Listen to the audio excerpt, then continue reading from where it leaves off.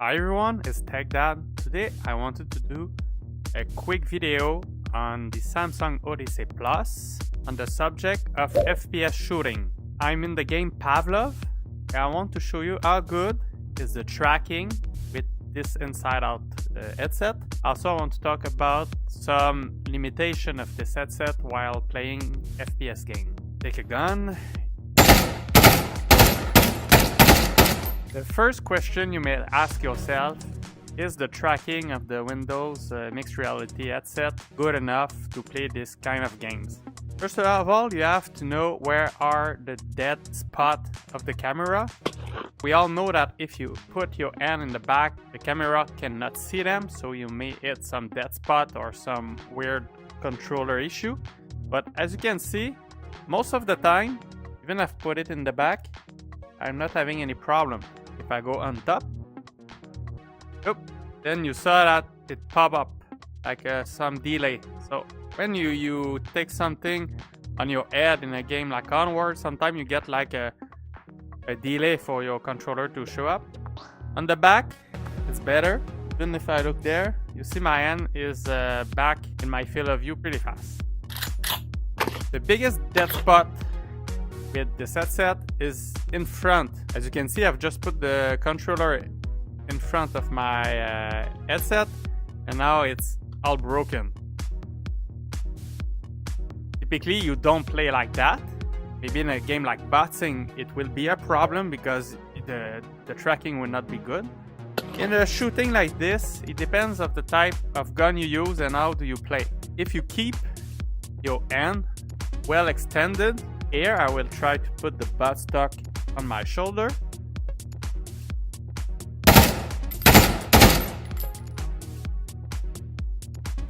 The tracking is good because I have my near end far away from my head in this position. The problem is with some gun, and it happens often in Onward, for example, you just want to scope a little.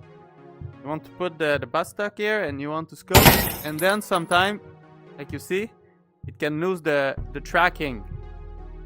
Now I'm exaggerating the position, but while you are playing, since you don't have a physical gun, if you don't use a gun stock, sometimes, yeah, you are okay playing like this, but as you see, I just lost the control. Because it's difficult to have the real physical distance of a real gun without using a gun stock. And even if you use a gun stock, it will depend on it. I've built a gun stock like a long time ago, a very ugly and cheap gun stock from my old Oculus Rift. And it was working perfectly well with that. Maybe the dimensions are not the best like a real gun. But the problem here is the gun stock with the buttstock is too short. Here I want to show you an example with a sniper gun.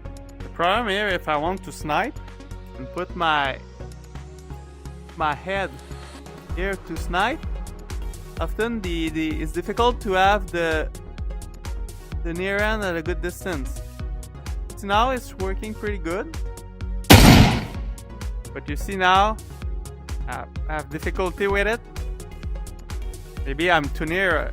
Like I said, maybe I'm just too near of my scope, but while you are playing with the resolution of this headset, it's not the best, so sometimes you just want to have a clearer view of the image, and then it lost control. You have to know there is some limitation to this kind of tracking, and later this month I hope to test the RIFT S to see if it's any better. We will see, but it might have the same kind of limitation in front of the headset. The second thing you have to know about the Samsung Odyssey Plus for a shooting game like this is the fact that the lenses are only clear in the middle. When your eyes tend to look on the corner of the lenses, it gets blurry. Why this is a problem is because if you are putting your gun straight in front of you, the image is perfectly clear. But at the moment that you're putting your gun on your shoulder, for example, and then you need to tilt your head to see in the scope, then your eyes are looking cross-eyed, I would say, and you are in the blurry zone. So the image the player that you are trying to shoot is blurry, is not perfectly clear. That's something I don't like about the Odyssey Plus, is the fact that the sweet spot is too small, as I've explained in my review video. So all in all, you have to understand this is not a perfect headset. There's some limitation.